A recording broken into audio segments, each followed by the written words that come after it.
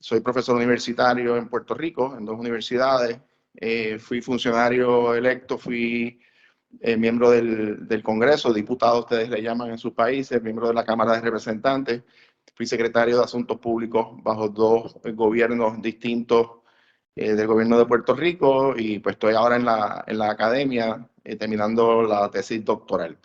Mi presentación se trata, como este congreso pues es una revisión y una lección muy oportuna de las experiencias del COVID, de la pandemia en los diferentes países. En el caso particular que yo voy a atender es lo relativo al impacto en América, Norte, Centro, Sudamérica y el Caribe, y las grandes lecciones que ha tenido todo este proceso, o debe tener todo este proceso en los diferentes países, según ha sido esta terrible experiencia por un lado, pero por otro lado, pues también nos permite ver unas oportunidades de aprendizaje. Y por eso quiero iniciar dando las gracias a la Universidad Complutense, a todas las universidades y a los organizadores de este importante evento, porque este foro no solamente abre discusión de experiencias vividas de una pandemia a este nivel, sino que nos va a permitir identificar causas y efectos, particularmente en una situación donde todos descubrimos que no estábamos preparados en gran medida para atender un tema tan complicado a nivel de salubrista, a nivel de sanidad, que tuvo tantos impactos, ha tenido tantos impactos y todavía sigue teniendo. Como lo ha sido una crisis que comenzó como un tema de salud, pero se convirtió en un tema también de impacto económico, social y de fuertes repercusiones también políticas y electorales, y un poco ahorita vamos a hablar de algunos temas y algunos datos sobre esto. Nos permite también hacer un análisis comparativo sobre un mismo evento, aunque tuvo diferentes repercusiones en los países, de conformidad a las realidades sociales y el perfil social de cada país. Y también nos permite aportar en la evaluación y establecimiento de recomendaciones de política pública, en el diseño de estrategias de preparación y confección de planes de trabajo. También en la preparación de material y literatura académica y de gobierno para el manejo de crisis, y también hacer proyecciones también en futuros eventos de esta magnitud. Otro de los temas importantes que nos va a permitir este congreso es darle seguimiento a propuestas de legislación o de acciones concretas, sobre todo en medidas costo eficientes. Uno de los temas que vamos a ver es el impacto económico que ha tenido esta crisis de la pandemia en las situaciones presupuestarias y fiscales de los países de Latinoamérica, e inclusive hasta Estados Unidos también y Canadá. Y también crear programas de adiestramiento y de preparación a nivel local e internacional.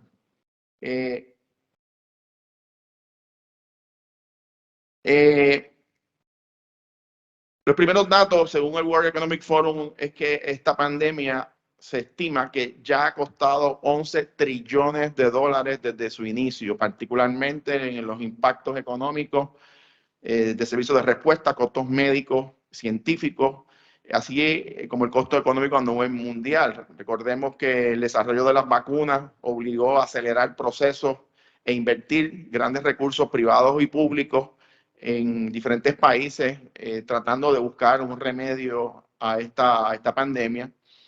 En Estados Unidos particularmente tuvo un efecto devastador, no solamente en la salud de la población, y vamos a ver los datos, sino también en la situación fiscal, aún siendo una de las potencias más grandes del mundo.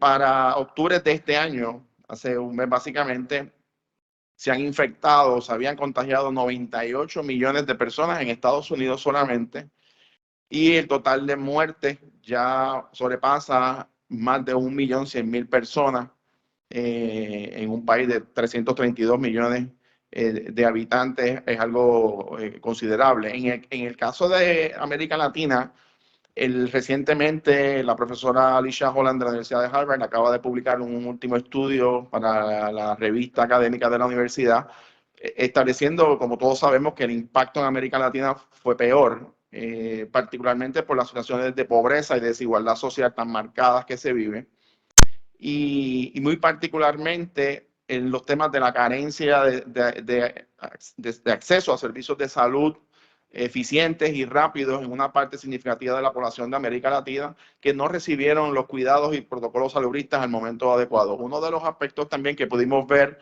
en este proceso es la falta de información certera. Por eso el enfoque de este, ¿verdad? De este documento que preparé es en el concepto de la transparencia, que no es otra cosa, ¿verdad? Que la manera donde la gente debe tener acceso a la información, acceso a datos certeros y eficientes.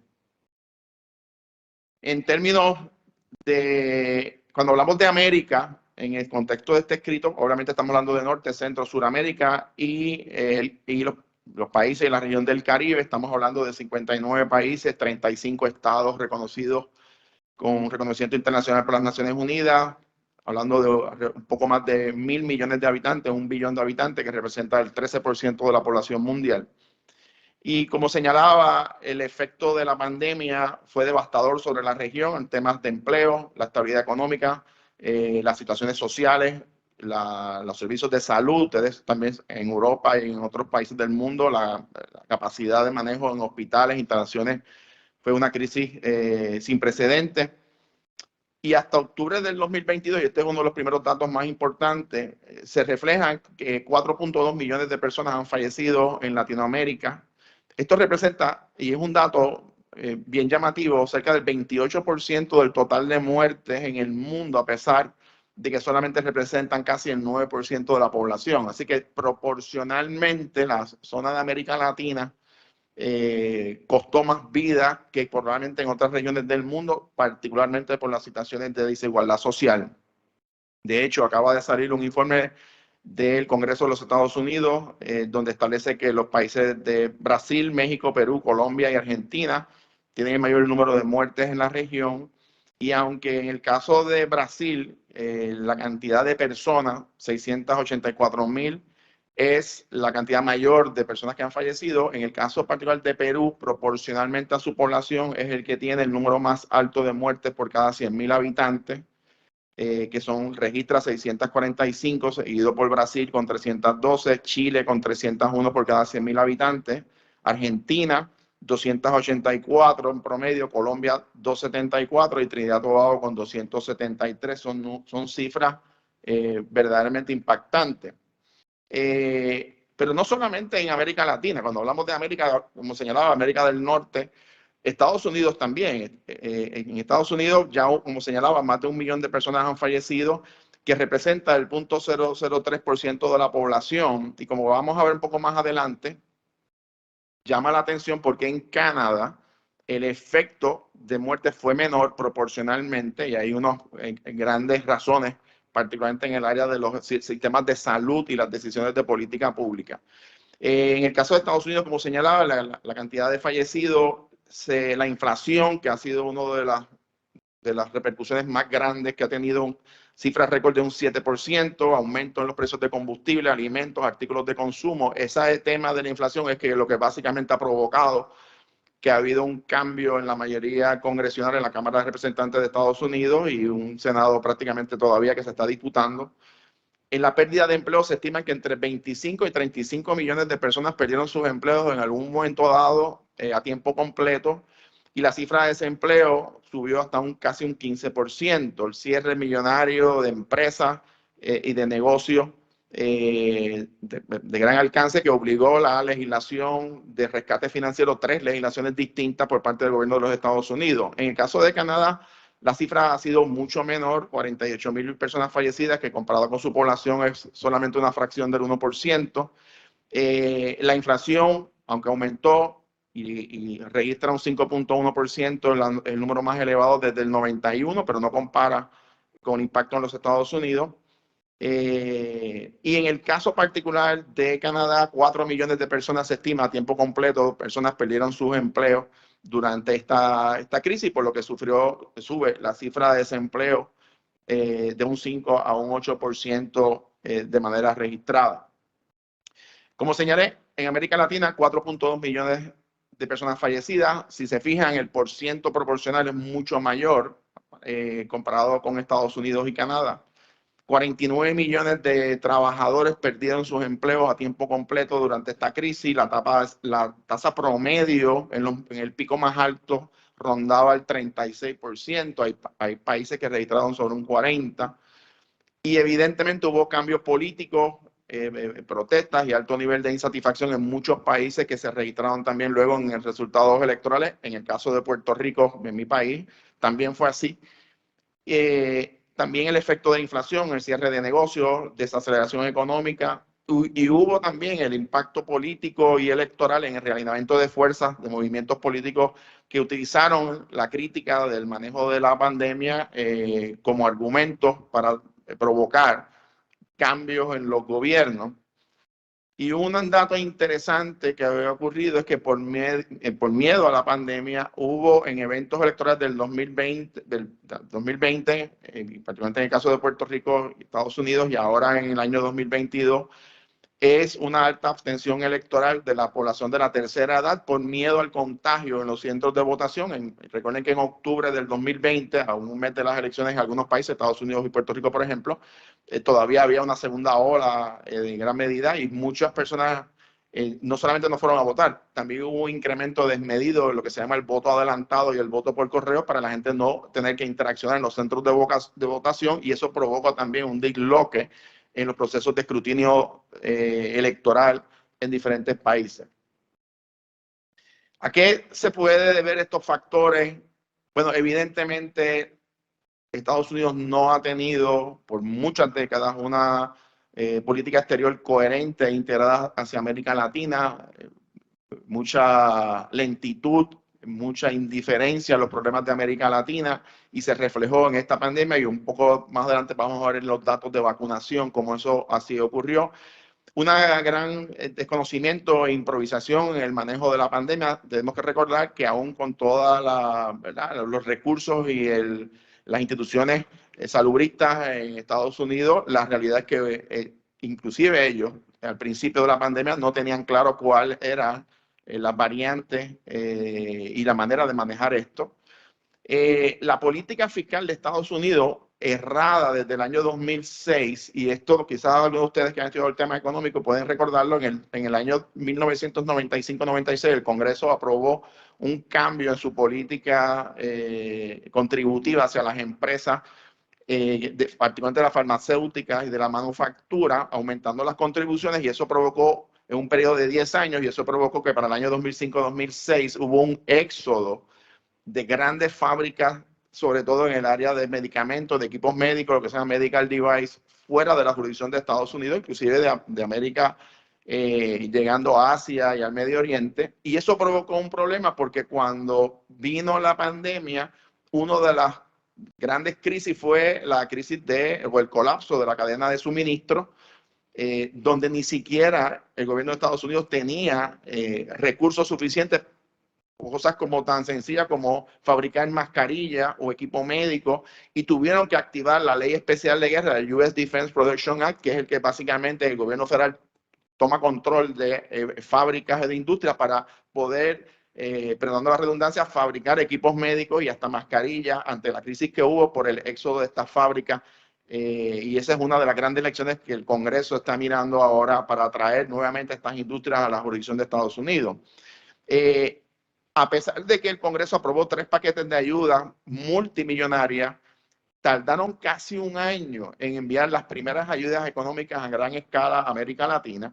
Y en el proceso de vacunación es quizás donde se vio claramente la enorme diferencia entre los diferentes países de América Latina y Estados Unidos. A manera de ejemplo, la población en Estados Unidos, esto es reciente, ¿no? Está el 92% de la población vacunada. En América Latina, el promedio es 68%, 2 o más vacunas.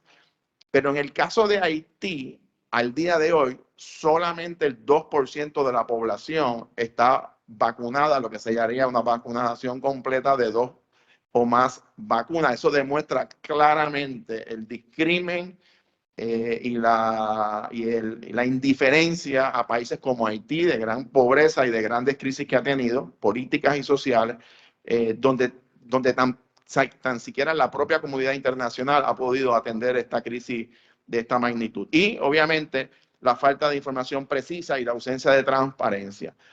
Cuando hablamos de transparencia, ¿a qué nos referimos? Y voy a ser lo más breve posible. Evidentemente es que todas las acciones del gobierno se puedan ver y se puedan observar sin distorsión, sin intermediarios, lo que Finol llamaba sin intermediarios ni filtros. Es donde se trata de convertir al ciudadano en protagonista de su destino y no meramente como un mero espectador.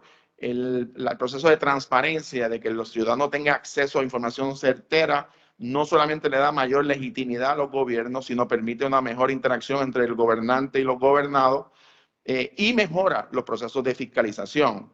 Esto se puede llevar a cabo de diferentes maneras, no solamente en el tema de acceso de información o en los procesos electorales, sino también el reconocimiento de derechos civiles frente al Estado y los accesos a servicios esenciales sin discrimen ni favoritismo, entre otras medidas. Obviamente hay toda una base legal para ello y fundamentada desde muchos años atrás por la comunidad internacional.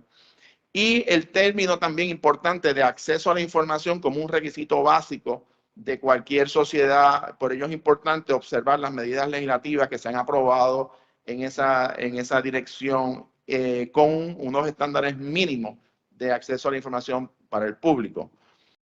Y por eso, de las lecciones que hemos tenido de esta pandemia, primero es importante las posibles estrategias para mejorar la transparencia, la información precisa y de forma ágil. De nada vale tener información certera si llega tarde.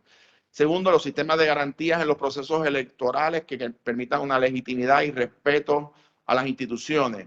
La divulgación sistemática de decisiones de política pública y orientar a la ciudadanía sobre esas medidas. La regulación de los fondos públicos, también el uso de la comunicación a base de una base racional, el reconocimiento de derechos civiles frente al Estado, el control y observación del uso del Internet de manera eficiente y las redes sociales, porque es un gran foco de desinformación y de confusión a la ciudadanía. La creación de oficinas de fiscalización, como lo son las Procuradurías de los Ciudadanos, y la aprobación de leyes de acceso a la información y transparencia gubernamental. Obviamente, cuando hablamos de transparencia, ¿qué es lo que buscamos? Es el equivalente a la equidad social. Aquí, antes de finalizar, quiero compartir algunas leyes de acceso a la información vigentes desde el año 1985. Colombia, de ahí en adelante, Belice, México, Panamá, Perú, todos han aprobado leyes importantes de acceso a la información. En el caso de mi país, de Puerto Rico, fue en el 2019. Así que en los últimos años, en las últimas décadas, ha habido grandes avances. En algunos países no tan eficiente en otros. En algunos países ha habido legislación que existe, pero que los gobiernos la limitan, sobre todo en momentos de crisis fiscal o crisis económicas o crisis salubristas o de sanidad, como ocurrió en este caso, pero fue ciertamente fundamental. Concluyo con las recomendaciones de estas grandes lecciones que nos ha dado esta pandemia. Primero, los protocolos a nivel internacional de detección y de respuesta inmediata a eventos que impacten la salud del ciudadano, quedó demostrado que no fueron tan efectivos como se pensaba. Segundo, la cadena de suministro tiene que ser un tema prioritario de la comunidad internacional en el consumo y el cuidado médico, como ocurrió en esta situación. La orientación a los ciudadanos, el uso de la tecnología de manera eficiente, pero no podemos descansar pensando que toda la población tiene acceso al Internet. Hay países, en mi país, por ejemplo, en el área central de Puerto Rico, hay miles de ciudadanos, sobre todo personas de la tercera edad, que no tienen acceso al Internet. Así que depender la orientación a los medios más modernos no necesariamente garantiza una educación efectiva. Por otro lado, la integración de los ciudadanos en los procesos decisivos no se puede limitar a una votación cada 4 años, según sean las elecciones. Tenemos que integrar grupos profesionales en la academia, en los procesos decisionales. La sexta recomendación es establecer procesos electorales con sistemas de tecnología que contengan una garantía de eficiencia, votos electrónicos o escrutinios electrónicos, el uso correcto de redes sociales y la orientación a la ciudadanía sobre la vulnerabilidad de estos sistemas, porque también es algo que tiene que observarse. Y finalmente, incorporar a la academia, a los grupos profesionales y comunitarios en una mesa de diálogo y de acción coordinada. ¿Qué concluyo? ¿Cuáles son las grandes lecciones de esta pandemia? Bueno, evidentemente en temas de salud y de economía no hay frontera. El país que piense que puede controlar sus situaciones, al menos en estos dos renglones, realmente pues, no ha aprendido nada, porque la segunda gran lección, el egoísmo y el individualismo no es ni puede ser parte de una sana convivencia, lo demostró esta pandemia. Antes, en un evento en la ciudad de Wuhan, en China, como ocurrió, pues no era de interés para el resto del mundo, ahora lo es. Y lo que ocurre en cualquier ciudad, en cualquier comunidad, en temas salubristas, en temas de sanidad, puede tener impacto en el resto del planeta, y eso tiene que ser algo que se pueda observar. Y por eso nos parece que otra de las grandes lecciones es que la humanidad tenemos que mirarnos menos al espejo, mirarnos a nosotros mismos y mirar más a la ventana, mirar más al prójimo, al entorno de nuestras comunidades y de nuestros países vecinos, de sus propias realidades. Y concluyo porque hace 2 días recordamos el fallecimiento del expresidente John F. Kennedy, asesinado el 22 de noviembre de 1963, y 5 meses antes, precisamente en un discurso en la Universidad American University en Washington, decía el presidente Kennedy que el futuro de la humanidad depende de pensar más en el colectivo que en lo individual, pensar más en el prójimo que en uno mismo, y cito las palabras del presidente Kennedy entonces: todos habitamos en este pequeño planeta, todos respiramos el mismo aire, todos queremos y compartimos el futuro de nuestros hijos, y todos somos mortales. Esa gran lección de las palabras del presidente Kennedy es que nos debe de llevar, y toma mucha pertinencia en este momento, de que esta pandemia nos debe de unir como humanidad, como países, que aunque tengamos diferencias culturales, políticas o sociales, problemas de esta naturaleza no tiene fronteras, no tiene colores, no hay distinción, y la responsabilidad de todos es buscar las áreas comunes para que la humanidad pueda vivir en paz, pero también con salud y con estabilidad económica. Muchas gracias.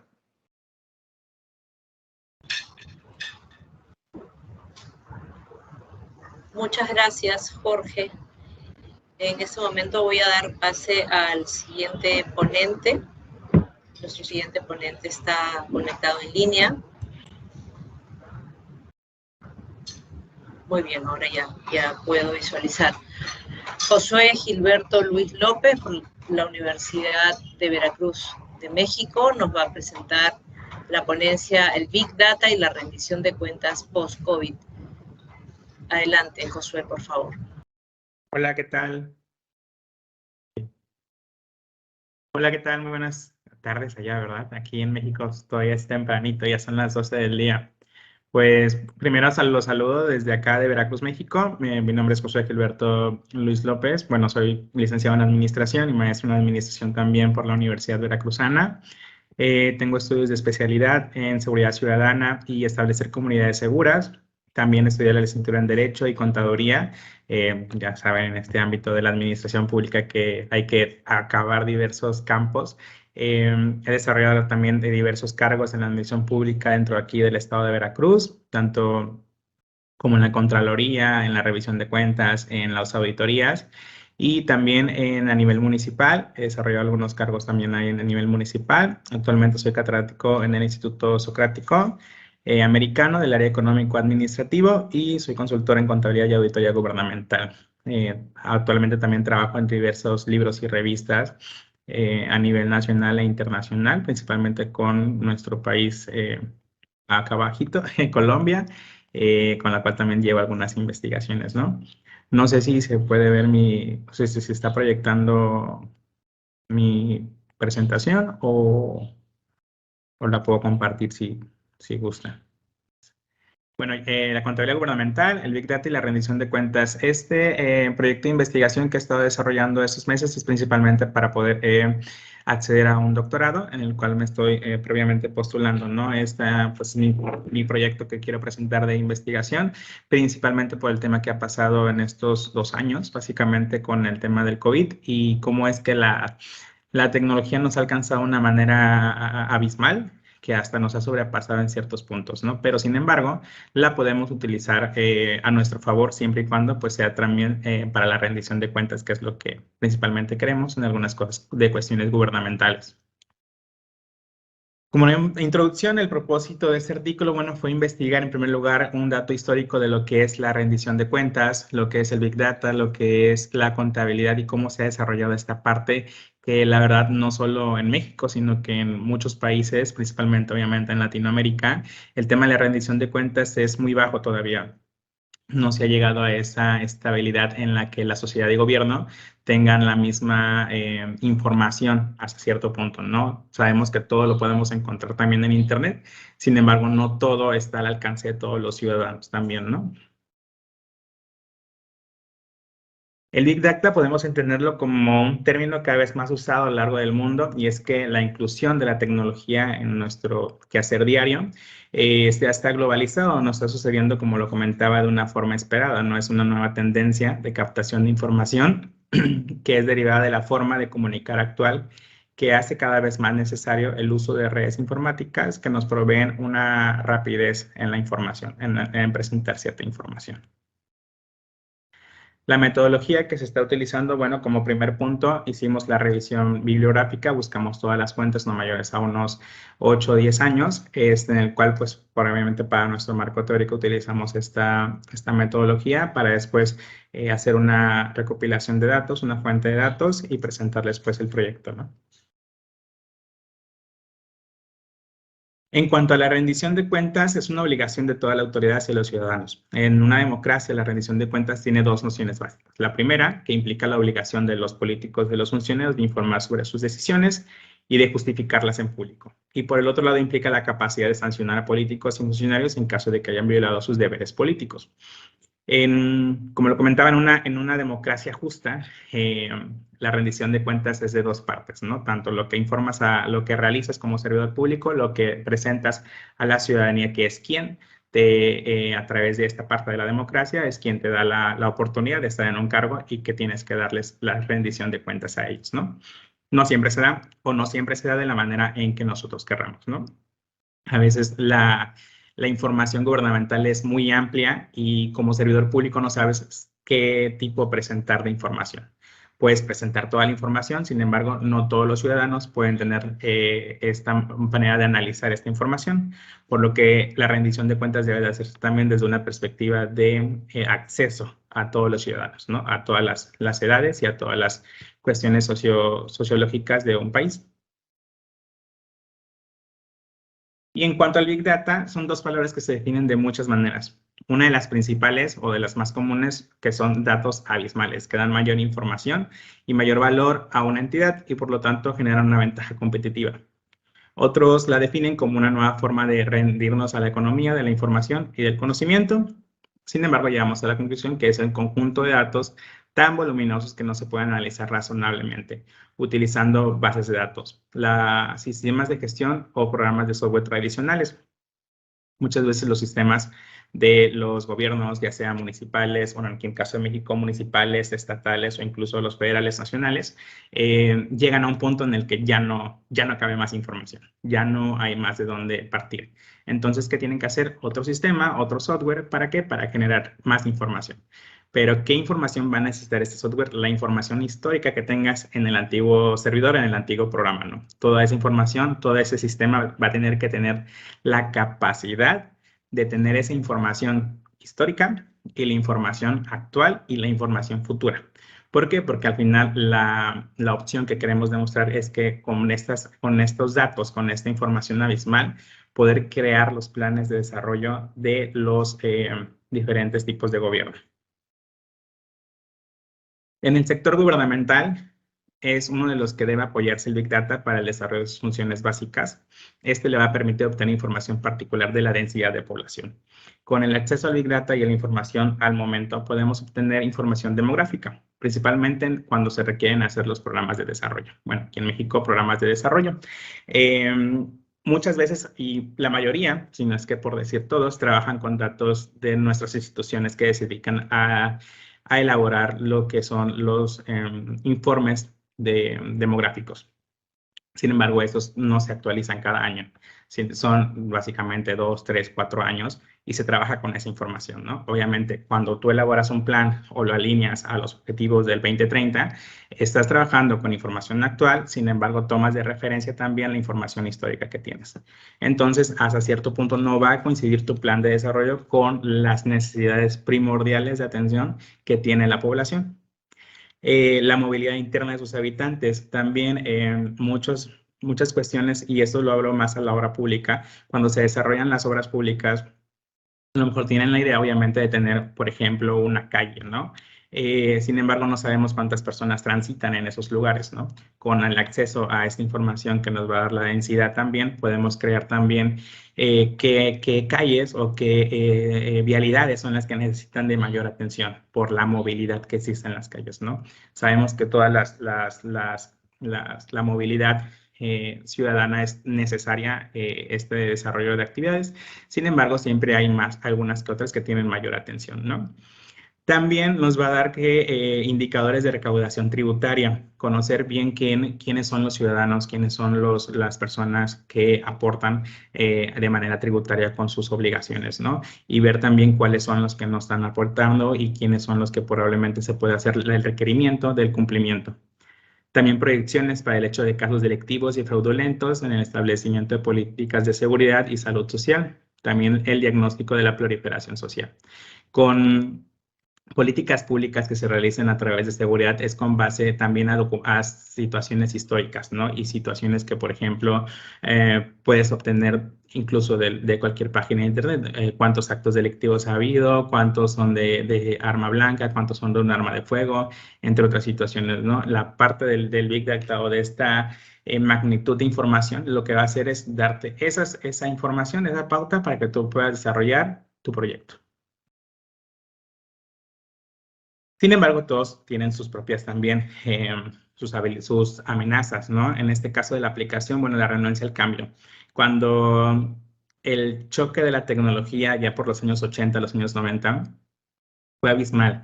Muchas personas no pensaban que la información o la tecnología los iba a acaparar en sus actividades, ¿no? Y muchas personas pues fueron asimilando diferentes tipos de enfoques tecnológicos, ¿no? Muchos se especializaron precisamente en el estudio de la tecnología, en el utilizar las computadoras, y algunas personas también se quedaron en la manera rutinaria, ¿no? Esto lo que fue haciendo fue creando pues desempleo, fue creando que la sustitución de persona o del factor humano a nuevos sistemas, en tanto a prácticamente pues que una máquina controle lo que 10 personas a lo mejor hacían. Es una de las amenazas que también probablemente con la aplicación del Didacta se puedan dar. De resultados, puedo comentarles a esta fecha que la inclusión de una nueva tecnología denominada Big Data en el papel que desempeña pues, un contador público dentro de la organización es uno de los puntos de más afluencia en la búsqueda de una respuesta a una interrogante planteada. Pasa por las oportunidades que presenta la aplicación del Didacta dentro de las empresas, o en este caso también de instituciones públicas, como sustento del cambio de paradigma en cuanto a la concepción del rol tradicional del contador, teniendo que adaptarse a un uso de tecnologías que permiten estructurar todos esos datos masivos y que puedan aportar para la toma de decisiones. En este caso, la parte tecnológica y contable es la que va a permitir también que a las personas en este caso lo estoy enfocando más a gobierno, que las personas con autoridad para la toma de decisiones puedan tener estos datos que les sirvan para crear cosas mejores y con mayor oportunidad para los ciudadanos en donde habitan, ¿no?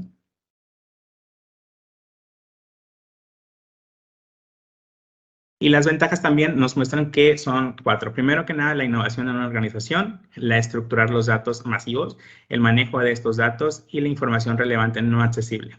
En cuanto a la innovación en la organización, bueno, desde un punto de vista estratégico es una herramienta que automatiza las funciones organizacionales, reduce costos y aumenta los niveles de sueldos percibidos de quienes laboran en cualquier compañía, ¿no? Además de la búsqueda de mejores técnicas contables para la empresa. En este caso, o por la situación de COVID que hubo en su momento, muchas de las situaciones o de la mano de obra, y lo comento, por ejemplo, en el área donde estaba, éramos aproximadamente 40 personas, ¿no? Generando información. Llega COVID y resulta que a las personas, obviamente, por la edad que tenían, se tenían que trabajar desde casa y nosotros, que éramos prácticamente 4 menores de 30 años, nos dejaron en oficinas trabajando, ¿no? En este caso sí se nos cargó un poco más de trabajo, sí fue más el tratar con más información y más con ciudadanos que solicitaban. Entonces, automatizar también estas funciones nos ayudó mucho a reducir principalmente los costos, ¿no? No se despidió a nadie, obviamente, por la situación del COVID, ¿no? Pero sí a reducir cantidades, por ejemplo, de papelería, de muchas cosas que se ocupaban físicas, a pasarlos principalmente a consulta tecnológica. Estructuramos esos datos y el manejo masivo también de todos esos datos, que es una información básicamente abismal, ¿no? También el acceso a la información relevante no accesible, que es el compendio de todas las respuestas que aporta el didacta en una organización, teniendo en cuenta pues que la contabilidad es una técnica que brinda a los administradores información relevante de la realidad de sus organizaciones, información que puede ser básicamente en tiempo real. Como conclusiones, este avance de investigación lo que quiero mostrar es la importancia que tiene el manejo de datos masivos en cualquiera de los sectores, tanto económicos, productivos, sociales, culturales, incluso los financieros, que son prácticamente la rendición de cuentas el más importante. Debe considerar el diario de la generación de información sobre la base del aprovechamiento de estos datos. Y bueno, con ese trabajo se ha evidenciado cómo los diferentes sectores, tanto públicos y privados de la sociedad, aplican sistemas basados en bases de información pues abismales, ¿no? Y pues eso sería todo de mi parte. Muchas gracias. Muchísimas gracias, Josué. Podemos ya pasar entonces a los comentarios. Me imagino que el orden, de acuerdo a lo que hemos visto en la dinámica de las anteriores mesas, es en función del orden que han sido presentadas las ponencias. ¿Me podrían confirmar, por favor, si lo hacemos de esa forma?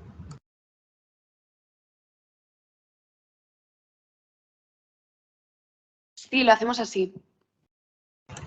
Muchísimas gracias. Entonces, le doy pase al doctor Milko Ortega para que pueda comenzar con los comentarios que tuviera bien a realizar respecto de la ponencia de Jorge Colbert. Gracias. Adelante, doctor Ortega. Gracias, Magali.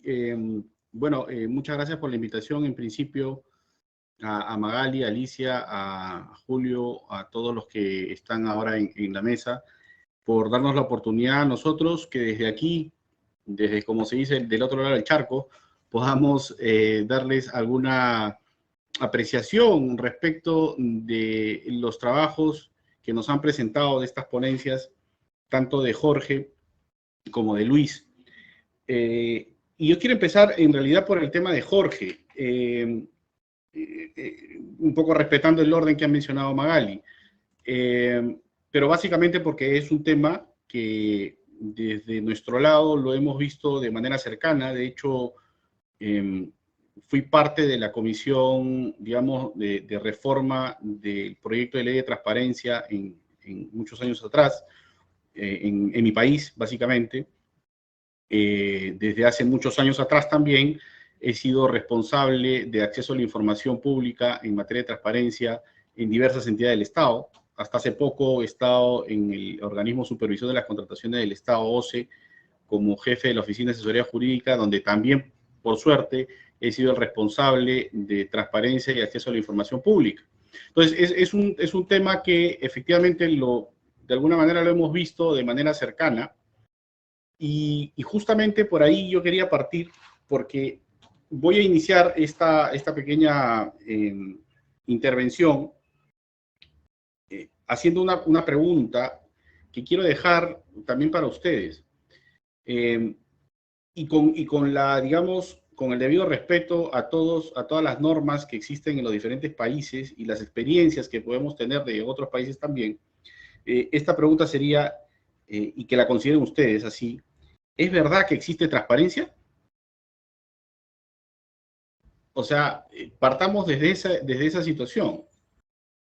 ¿Es correcto lo que decimos nosotros cuando, por ejemplo, en la ponencia de Jorge dice transparencia gubernamental, nuevo orden de la democracia en América? La pregunta sería, ¿es verdad que nosotros consideramos que existe transparencia en principio? Desde mi humilde punto de vista, no existe transparencia. Creo yo, es más, y con esto espero no ofender a Jorge, de pronto la ponencia debería llamarse En camino a la transparencia.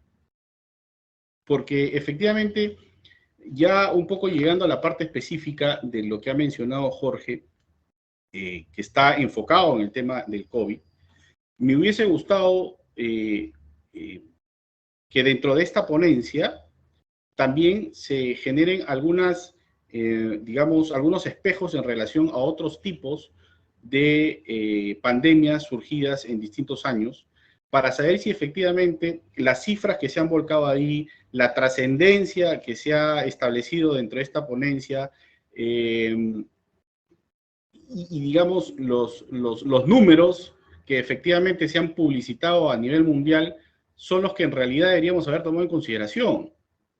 O si esto tiene también una trascendencia totalmente económica por las grandes empresas farmacéuticas, como ya todos conocemos. Quien les habla también ha sido asesor del Viceministerio de Salud Pública, del Ministerio de Salud de Perú, en algún momento, y bueno, otros cargos a nivel del Instituto Nacional de Salud también. Entonces, de alguna manera nos hemos vinculado también estrechamente con el tema de salud en nuestro país. Entonces, entrando justamente al terreno del COVID-19, me hubiese parecido interesante, ¿por qué no comparar la data, por ejemplo, con el dengue? Que tiene una data también importante, en donde solamente en el año 2022 tenemos 2.400.000 y pico infectados y más de 1.000 y pico muertes, ¿no? ¿Por qué no hacer un comparativo con el tema del ébola, por ejemplo? En Guinea, en Sierra Leona, donde tienen más de 11.300 y pico muertes en esa zona. Y eso porque justamente para entrar a la transparencia real de lo que fue el COVID a nivel mundial. Entonces, esos comparativos nos da una línea de acción de saber si efectivamente lo que se ha mencionado a nivel mundial, lo que se ha transparentado a nivel mundial, es efectivamente lo que en realidad deberíamos haber considerado para tomar las medidas que eventualmente se han tomado a nivel de salud en diferentes países del mundo. Entonces, cuando hablamos, por ejemplo, en esta ponencia de revisar los protocolos de intercambio de información, el uso de...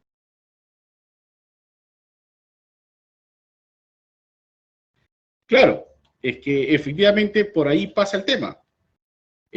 Tenemos justamente esa transparencia de información como para poder saber qué cosa es lo que necesitan los otros países.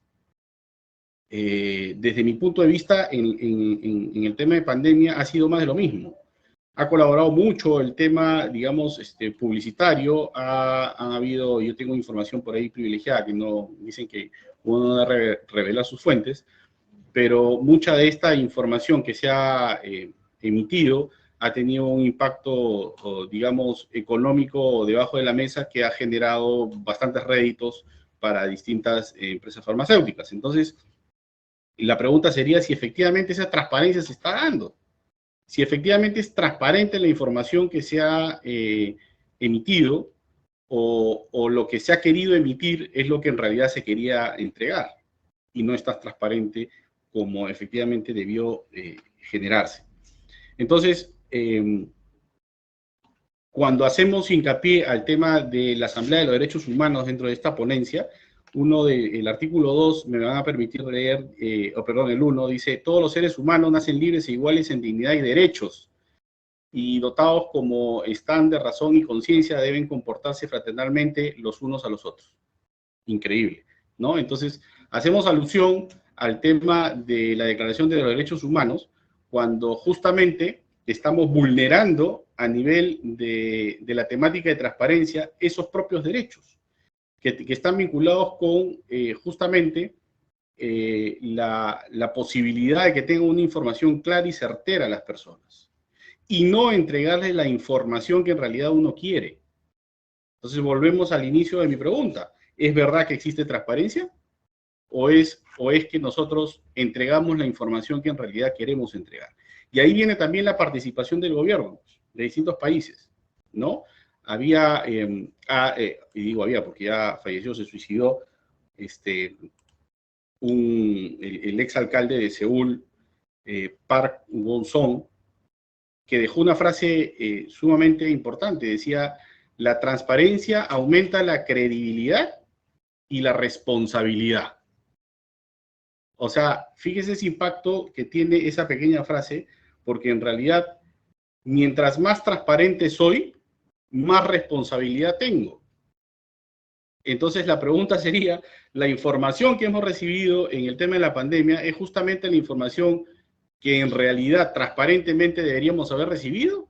¿O es la información que algunos quisieron entregarnos para de alguna manera atenuar las responsabilidades que en realidad sí se tenían?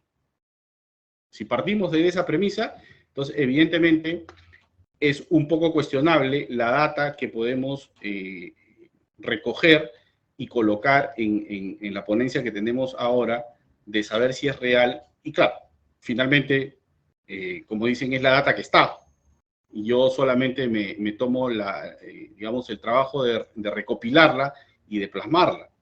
Creo yo que en una investigación un poquito más sesuda hubiese sido interesante justamente la comparación estadística entre lo que es la pandemia del COVID y otro tipo de pandemias como el caso del dengue, el caso del ébola, que continúan, por cierto, ¿no? Que no paran, ¿no? Que van a seguir seguramente, y que si yo de alguna manera hago una recopilación de la data año tras año, son muchísimas más muertes que la que ha producido el COVID, y que es un tema que no va a parar. Entonces, a mí me hubiese parecido interesante tomar como espejo ese tipo de situaciones, porque nos van a revelar si efectivamente en Latinoamérica, en Estados Unidos o en otros países de Europa, la data es la que debería estar consignada, y en función a eso determinar si efectivamente es transparente o no. Entonces, me quedo con esa parte en donde de alguna forma la ponencia no es que esté, digamos, mal, evidentemente. Recoge mucha información y recoge muchas partes de algunos libros de otros autores. Me hubiese gustado más que Jorge de pronto hubiese podido interpretar esta información y colocar la opinión que él tiene respecto de la situación que ha recogido y de lo que se trata el tema de transparencia a nivel gubernamental. Finalmente, en el caso de sus conclusiones, hay una que me quedo que es importantísima para mí, que es la quinta, que dice: la transparencia de todo gobierno es la llave para la legitimidad y el respeto de la ciudadanía, ¿no? Entonces, si evidentemente tenemos gobiernos en los cuales sus propios gobernantes son los que no van a entregar la información correcta, no van a no van a entregar la información que en realidad deberían entregar, yo creo que este es un tema que no es tan transparente, ¿no? Y al no ser tan transparente, entonces no podríamos estar hablando de transparencia gubernamental, sino en un camino a lo que se pretende transparentar, y que creo que evidentemente, volviendo a la frase de Park Won-sung, creo que el aumento de responsabilidades cuando uno es transparente es justamente el gatillo que va a generar que los gobernantes no puedan analizar la transparencia en toda su magnitud. Muchas gracias. Muchas gracias. El propósito de estas presentaciones es justamente obtener conclusiones teóricas, ¿no? A partir de la realidad que leemos todos en nuestra realidad como país, como Estado, como nación, como región, y poner en práctica estas conclusiones teóricas para efectos de ir evaluando desde este punto de vista que la tecnología debe ser considerada como un elemento para el progreso y a su vez en el desarrollo de las sociedades, en el comportamiento de las conductas de los individuos, de las familias, de las instituciones, de las sociedades, y cómo esta trasciende en nuestras vidas como ciudadanos, ¿no? Me parece que tenía una intervención adicional Jorge. Sí, Quería reaccionar al comentario del profesor Ortega. Primero, agradecerle sus expresiones y comparto gran parte de sus preocupaciones. Pero me gustaría reaccionar brevemente. Primero, ciertamente la lucha por la transparencia o la búsqueda de la transparencia es un proceso continuo, es una lucha incesante. Y en ese sentido, en el contexto del escrito, se refiere a que ese tiene que ser una meta colectiva, porque si algo demostró esta pandemia, fue la ausencia de información certera, apropiada, adecuada para la toma de decisiones. Así que comparto esa preocupación. Y a la pregunta de si existe la transparencia, la respuesta es que no. Por consiguiente, tiene que ser uno de los objetivos principales. Ahora, eso no quiere decir que no ha habido adelantos. Cuando hablamos del acceso a la información, y usted participó en el caso, ¿verdad?, de su país, yo lo participé en el mío, yo fui secretario de Asuntos Públicos, manejaba no solamente legislación, sino regulación del uso de fondos públicos para las pautas, por ejemplo, de gobierno, que en Puerto Rico están reguladas por ley. No es discrecional de un funcionario decir a qué medio le paga y a cuál no. Eso está regulado por alcance, frecuencia. Hubo decisiones de la Corte Suprema cuando se utilizó fondos públicos para discriminar medios de comunicación. Pero también coincido con su apreciación de que mucha de la información a través de los medios de comunicación responden a empresas cuyo objetivo es tener ganancias económicas, es vender audiencias, vender rating, como llamamos, ¿no? Y un poco también crear noticias. Así que sí, es un mundo imperfecto. Nunca vamos a tener un sistema prístino, un sistema transparente absolutamente perfecto, pero eso no puede ser razón para uno no hacer adelanto. La legislación que se ha hecho en Latinoamérica, en múltiples países, ha sido grandes aportaciones. Y me parece que en este foro, y cuando a su pregunta de por qué no se hizo comparación con otras situaciones de salud o sociales, bueno, obviamente ¿verdad?, el foro está limitado, o por lo menos se peticionó para el COVID. Podemos aplicarlo en múltiples situaciones salubristas, pero en el caso del COVID-19, el fenómeno, la velocidad, el impacto tan rápido, no solamente en aspectos salubristas, sino económicos, fiscales a nivel mundial, debacle de los mercados, desempleo prácticamente de un día para otro, cierre de fronteras, o sea, tuvo unos impactos quizás mucho más rápidos y de mayor magnitud en unos países sobre otros, ¿verdad? La crisis de hambre en África, la crisis de sequía también son otros elementos importantes, pero en este caso en particular de la pandemia, nos puso a todos al relieve, nos retrató a todos, a toda la humanidad, y por eso yo hago hincapié en eso. El egoísmo, el mirarnos a nosotros mismos y no mirar a nuestros vecinos, a nuestros países. Ahí está el resultado. Yo cuando menciono el porciento de vacunación de Estados Unidos comparado con Haití, es irrefutable el discrimen internacional que hay sobre Haití. O sea, que tengamos un país pobre al lado, cerca de los Estados Unidos y tan siquiera se haya podido lograr un adelanto significativo en la vacunación, demuestra que hay un problema de discrimen, que hay un problema de inequidad social, pero es responsabilidad de todos. Así que sí, la crítica que usted hace yo la comparto. No hay transparencia absoluta. Es una lucha incesante. Nos corresponde a todos hacerlo desde diferentes modos. Y cuando usted habla de quién puede decir cuál es la información correcta o cuál es la información que necesita, yo ahí le hago hincapié la importancia de la academia, de los grupos profesionales, de las entidades no gubernamentales, del tercer sector, que pueden aportar con un mayor grado de credibilidad y de imparcialidad que los gobiernos que tienen intereses políticos y intereses económicos. Así que en ese sentido comparto su preocupación y es un gran reto. Y este tipo de foros indudablemente traen los temas sobre la mesa y toman mayor conciencia de cómo atenderlo de manera más responsable. Así que gracias, profesor, por sus comentarios, lo aprecio mucho.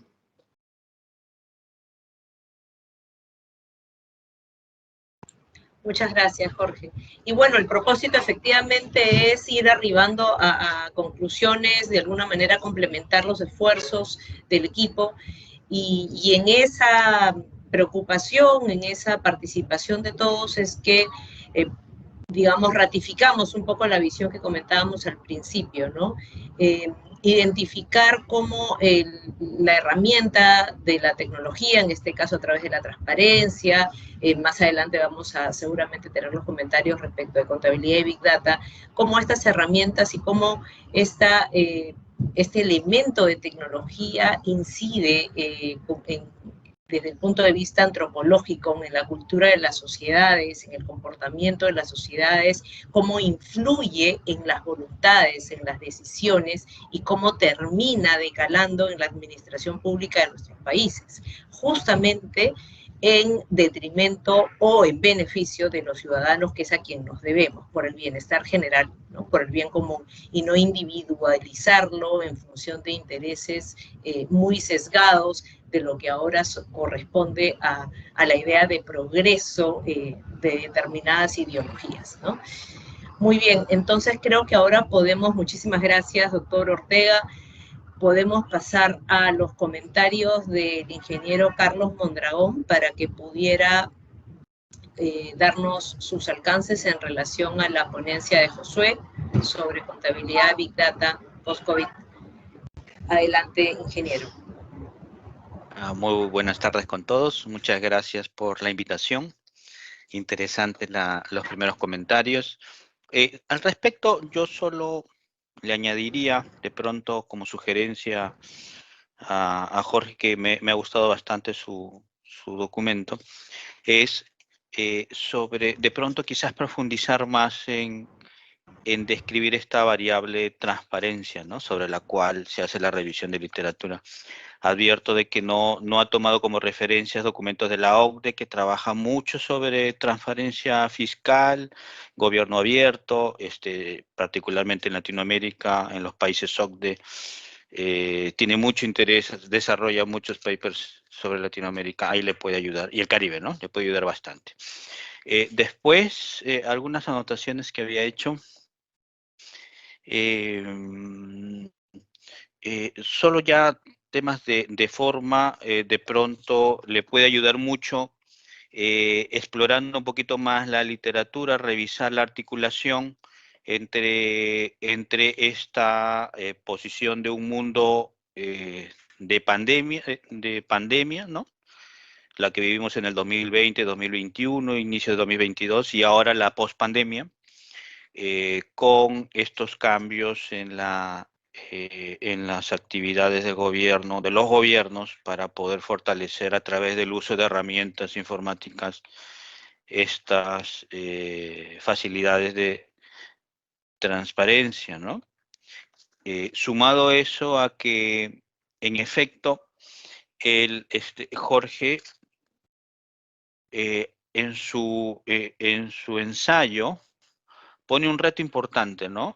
Y dice, la transparencia gubernamental es la nueva variante que puede decidir asuntos tan importantes como la estabilidad de un país o inclusive la permanencia o no de un gobierno constituido.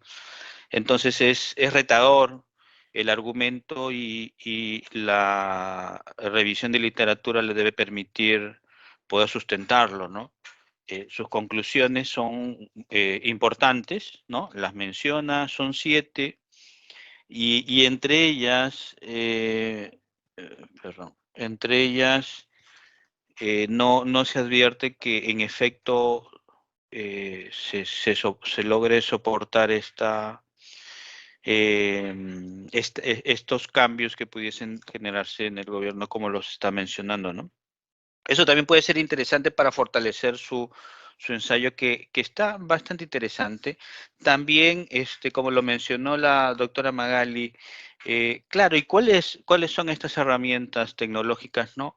El mundo de prepandemia y de pandemia y pospandemia nos ha exigido a todas las instituciones públicas el poder fortalecer nuestros mecanismos tecnológicos, ¿no?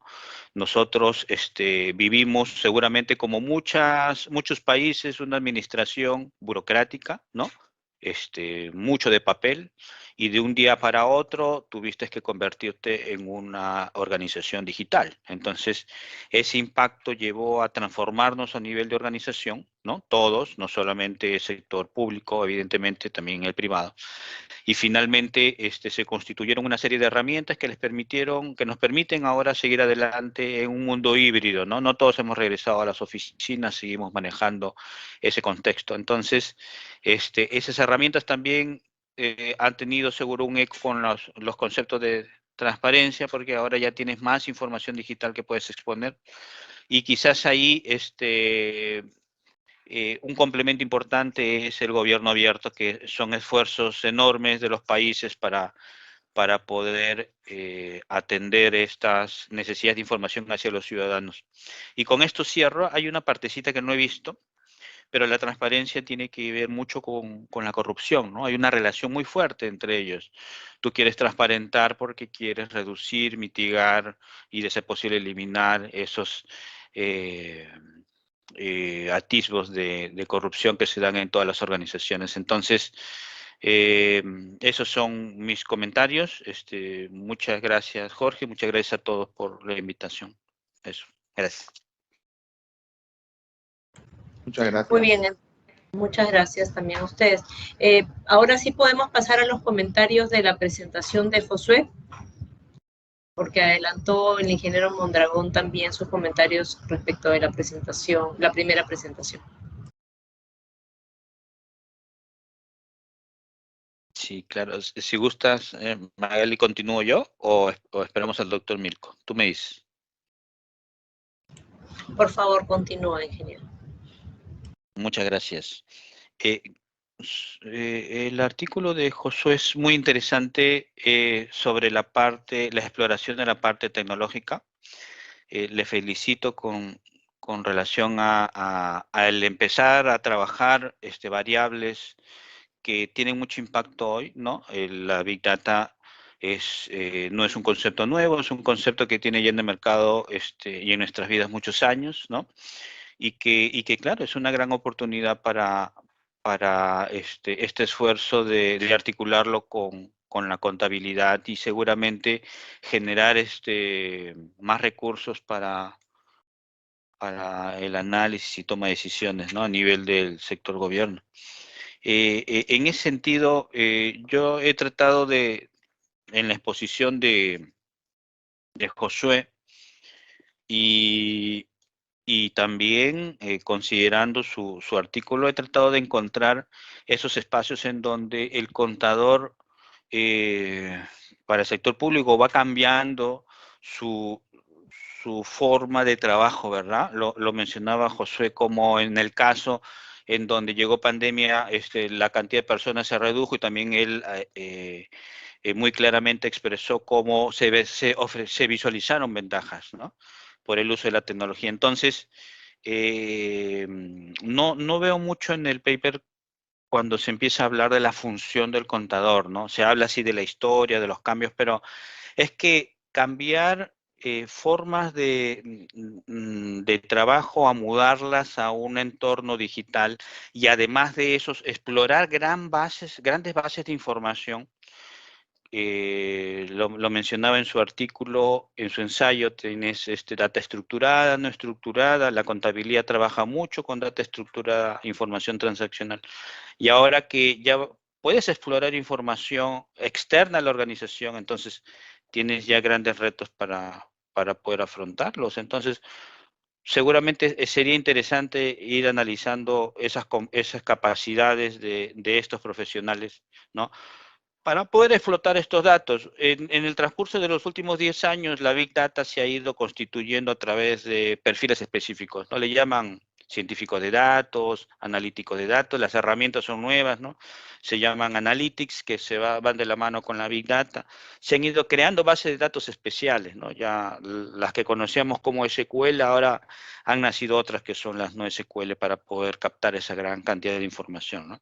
Entonces, en ese ánimo de enriquecer su ensayo, sería interesante de pronto que pudiese explorar un poco más sobre ese rol del contador, ¿no? Y cómo es que se va transformando esa contabilidad gubernamental y la rendición de cuentas con la Big Data, cómo los actores, el actor que mueve al interno esto, lo va asimilando, ¿no? Seguramente encontrará varios estudios. También abierto que tiene ensayos que pasan los 5 años, quizás si es que recogiese una revisión de literatura más fresca, y ahora que estamos hablando de la época de COVID, se va seguramente a exigir a buscar del 2020, 2021, ¿no? En donde ya se están explorando estos situaciones producto de los cambios de las organizaciones. Eso, y por lo demás me gustó bastante su ensayo. Gracias. Muchísimas gracias. Yo quería comentar, Josué, algunas impresiones. En el contexto actual, las variables tecnológicas están permeabilizando los modelos políticos, económicos, ¿no es cierto? Esto en términos teóricos significa que la tecnología, a través de la inteligencia artificial, a través de la interpretación, sistematización de la producción de la información de la Big Data, por ejemplo, impacta de tal manera en estos modelos que se pueden generar, y creo que lo podemos percibir, incluso a nivel del mercado, ¿no? El libre mercado puede ser perfectamente reemplazable de manera progresiva, supongo, las tendencias del mismo, justamente por esta interpretación de lo que supone este posicionamiento del elemento tecnológico a través de la inteligencia artificial, a través de la interpretación de datos de lo que importa la Big Data a nivel de estos modelos económicos. Y siendo esto así, entonces, nuevamente podemos centrarnos en lo que correspondería, cuánto este elemento tecnológico debería de influenciar en las decisiones del comportamiento de las sociedades, sin perder de vista este componente antropológico en lo cultural, político, económico, tiene que ser considerado, valorado en la nueva configuración del ser humano, del ciudadano, en la nueva configuración de lo que significa progreso de bienestar general, ¿no? Nuevamente, en relación a esa idea. Eso por mi parte. No sé, Alicia, doctor Ortega, si tuvieran algún comentario adicional. Bueno, de mi parte, doctora y todos los presentes, un poco el tema del primer ponente, de Jorge Kohlberg. Yo creo que el ensayo ha estado bien estructurado, digamos, ha tenido contenidos y bastante material como para explotar, ¿no? Como lo han comentado anteriormente los que me han antecedido, ¿no? Y sí, de repente un poco me queda ahí suelta un poquito la idea de cómo articularlo, ¿no? Respecto al tema bueno, que está liderando esta mesa, ¿no? Que es la innovación tecnológica, ¿no? Respecto a cómo la transparencia, ¿no? Y el buen gobierno pueden generar o pueden ser herramientas fundamentales, ¿no? En este andar, digamos, de nosotros los gestores públicos, ¿no? En las diversas administraciones públicas, ¿no? Pero sí me pareció un ensayo con bastante contenido para explotar. De hecho, seguramente el tiempo no ha sido tan favorable también para nosotros como coordinadoras y comentaristas, seguramente poder haber dado algún insumo adicional a ello, ¿no? Para que esto, digamos, pueda tener digamos, participación, ¿no? en este grupo de trabajo. Por mi parte, bueno, Josué me pareció un trabajo con mucho contenido también, ¿no? Yo lo felicito desde aquí a Josué porque ha sido bastante, digamos, participativo, ¿no? Y en todas estas semanas de coordinaciones que hemos tenido, a Josué y a Jorge, que está ya presencialmente también desplegando bastante esfuerzo para llevar a cabo esta ponencia, ¿no? Y nada, felicitarlos a ambos y agradecerles por la puesta, digamos, por habernos permitido ingresar digamos, a su vida académica, ¿no? Y muchísimas gracias otra vez. Nada, de mi parte eso es todo. Doctora, doctor Milko, Carlos, Jorge, Josué, muchísimas gracias. Y bueno, que no sea la última vez que nos vamos a reunir en estos espacios. Gracias a la universidad siempre por darnos la apertura. Eso de mi parte sería todo, doctora. Muchísimas gracias por la participación de Jorge, Josué, especialmente por el esfuerzo realizado en el desarrollo de sus ensayos, de sus ponencias. Seguramente podemos obtener muchas más conclusiones de contar con más tiempo y atendiendo a eso es que vamos a hacerles llegar nuestros comentarios también por escrito para poder seguir ahondando capaz en las conclusiones a las que hemos podido casi como de pinceladas poder llegar en esta oportunidad. Muchas gracias a nuestros comentaristas de lujo que tenemos en la mesa y muchísimas gracias a la universidad por la oportunidad que nos brindan de poder participar de manera académica y obtener conclusiones en esta coyuntura, ¿no? Me queda una en el tintero, no le iba a decir, pero creo que corresponde decirlo, y es que estadísticamente, si nosotros nos ponemos a pensar si es que verdaderamente esto debió ser una pandemia, yo creo que por criterios objetivos consideramos que no. La población mundial, considerando el número de población mundial respecto al número devastador de muertes a nivel de toda la pandemia y de afectados por el contagio del virus, no nos permiten siquiera decir que realmente nos enfrentábamos a una pandemia y las condiciones habrían sido otras seguramente. Pero de todo tenemos que aprender y de todo tenemos que obtener conclusiones positivas y favorables, ¿no? Y esta es una, ¿no? El hecho de simplemente estar frente a esta pantalla y podernos haber llegado aunque fuera pinceladas a estas conclusiones, nos permiten justamente obtener lo bueno de una situación que capaz no debió ser abordada de esa manera, pero que para efectos prácticos y para efectos positivos en nuestras administraciones y cada uno desde nuestras posiciones podemos hacerlo mejor seguramente. Lo mejor y cada vez con mejor actitud también. A nivel personal, a nivel profesional. Muchísimas gracias nuevamente, reitero el agradecimiento a todos los participantes.